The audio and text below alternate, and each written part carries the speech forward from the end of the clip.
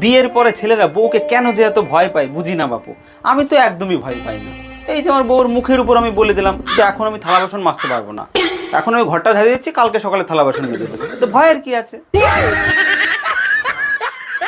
আচ্ছা তোমার মনে আছে বিয়ের দিন আর বউ ভাতের দিন আমি কি কি রঙের শাড়ি পরেছিলাম? রেল লাইনে কেউ আত্মহত্যা করতে গেলে সে কি আর দেখে শতাব্দী আসছে নাকি বন্দে ভারত?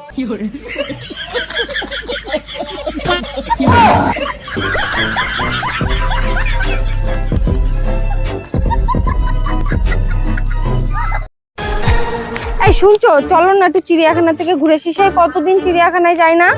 না না, ওই শ্বশুর বাড়ি যাওয়ার জন্য আমার অফিস থেকে কোনো ছুটি দেবে না, বুঝেছো?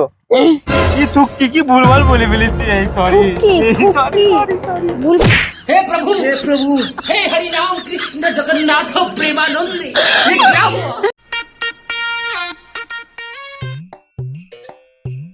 বাবু তোমার ফোনটা একটু দাও তো, আমার ফোনে ব্যাটারিটা শেষ হয়ে গেছে।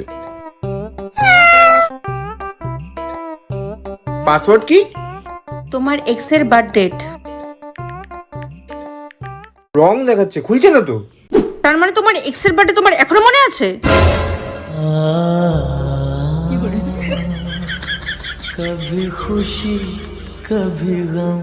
কই গেছিলা? তোমার ঘরে যে একটা স্বামী আছে সেই খেয়াল কি তোমার আছে? আরে পাশের বাড়িতে নতুন মায়া ভাবি আসছে, তারে দেখতে গেছিলাম। ও আচ্ছা, তা কিরকম দেখলা? সবকিছুই সুন্দর ছিল কিন্তু গরম একটু বেশি ছিল, এসি রিমোট খুঁজে পাচ্ছিল না, তাই এসি ছাড়ে নাই। আরে এসির রিমোট ড্রেসিং টেবিলের সেকেন্ড ড্রয়ারে রাখা ছিল।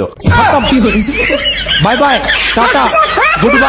लकड़ी की काठी काठी पे घोड़ा, घोड़े की दुम पे जो मारा हथौड़ा।